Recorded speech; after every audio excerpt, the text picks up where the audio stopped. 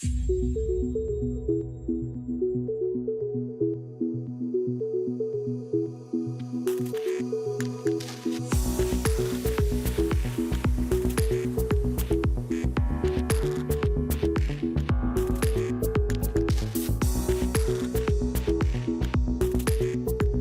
à tous, merci à la Fondation de l'Avenir pour l'invitation et également pour le financement de ce projet.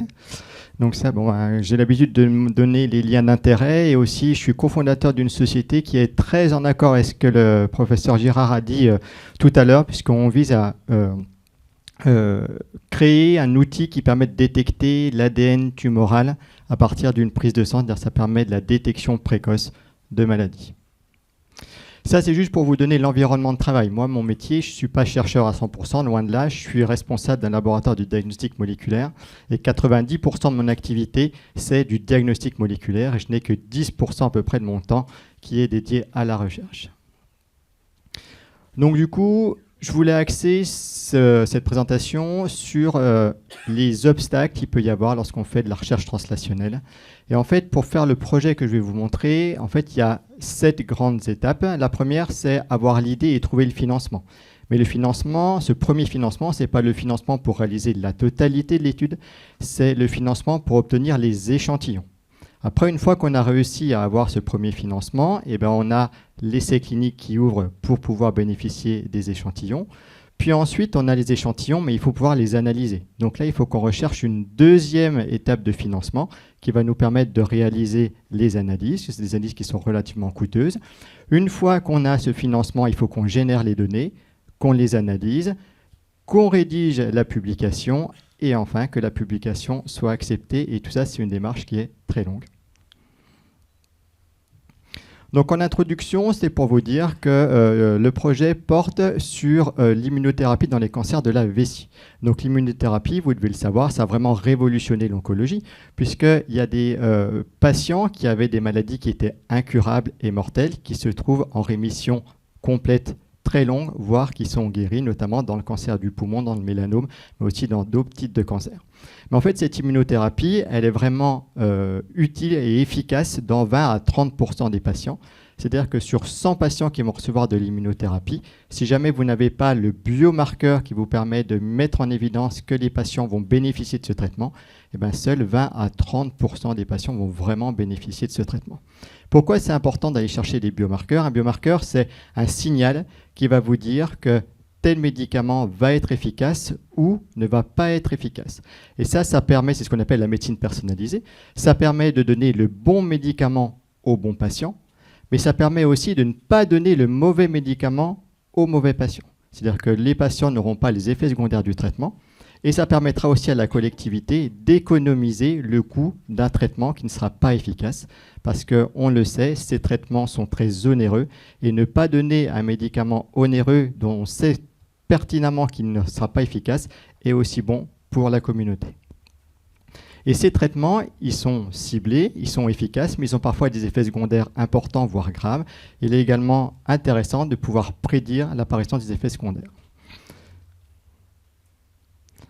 Donc, l'obtention des échantillons, on avait besoin de détecter donc, des biomarqueurs, et pour cela, il avait besoin d'échantillons sanguins. On était parti du principe et de l'hypothèse qu'à partir d'une simple prise de sang, on pouvait détecter certaines informations. On avait besoin aussi des données cliniques, parce que c'est très important lorsqu'on fait de la recherche translationnelle. Il faut qu'on ait le prélèvement, mais il faut également qu'on ait des données cliniques.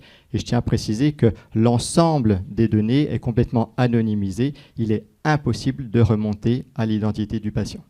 Donc c'était une étude qu'on appelle ancillaire à un essai mondial. Alors une étude ancillaire, c'est une étude qui est parallèle à un essai clinique.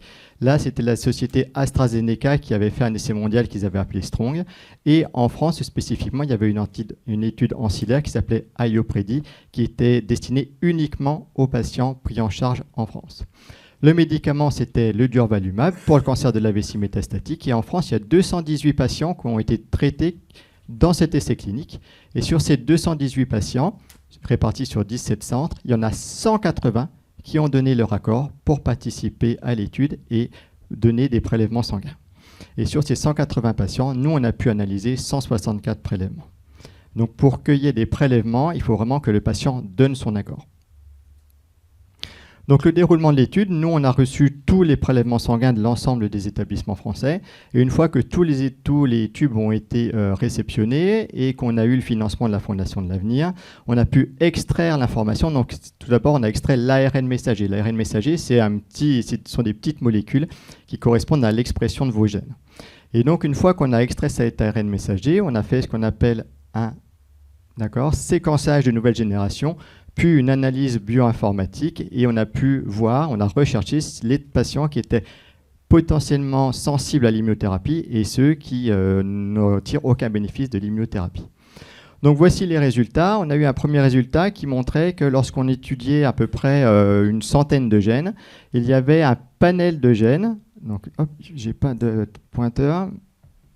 Mais ici, en fait, vous voyez que les patients qui expriment fortement certains gènes vont avoir une meilleure réponse clinique que les patients qui n'expriment pas beaucoup ces gènes.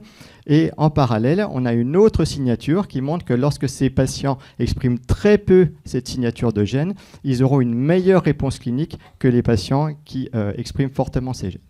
Et ça se répercute directement sur la survie sans progression, c'est-à-dire le temps pendant lequel les patients est traités par une molécule.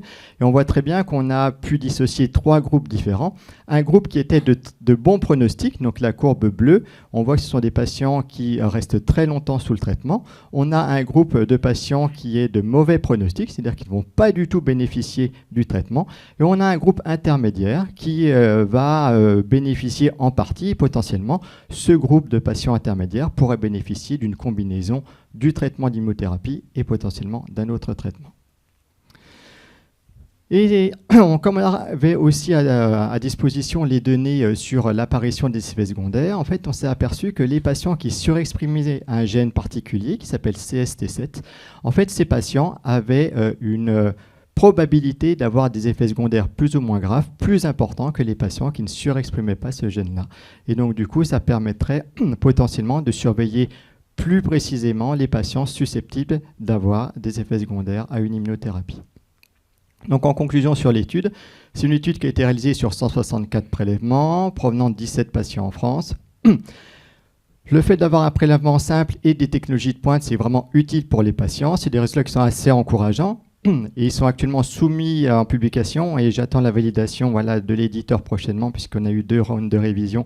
Ça devrait être bientôt positif, mais il y a une nécessité de confirmer sur d'autres cohortes et le chemin est encore vraiment long pour une application clinique. Juste pour vous donner, parce qu'on a la célèbre phrase du général de Gaulle qui disait « Des chercheurs qui cherchent, on en trouve, mais des chercheurs qui trouvent, on en cherche ». Un chercheur qui trouve, il ne s'arrête pas là, il recommence à chercher sur un autre sujet. Mais c'est juste pour vous dire qu'entre l'idée et la recherche du financement et la publication, il s'est passé pas loin de 10 ans et on n'a pas chômé pour avancer ça. Donc c'est vraiment pour vous dire que la recherche, c'est vraiment un temps long. Voilà. Merci de votre attention. Merci.